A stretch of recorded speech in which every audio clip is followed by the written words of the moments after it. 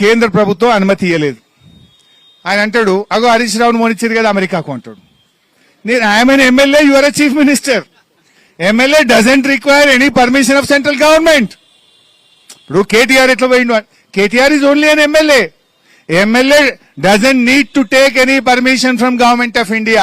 Any MLA or MLC or any MP of this country can go to any foreign country without the permission of central government. You are the chief minister. You are the constitutional authority. You need to take the permission.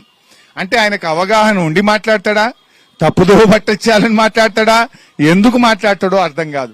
Harish రావుకు మాత్రం అమెరికాకు permission ఇచ్చిండు. హరీష్ రావు అంటే ఆయన అమెరికాకు పోతా అని permission కు దరఖాస్తు పెట్టలేదు, వాడు పర్మిషన్ ఇయ్యలేదు.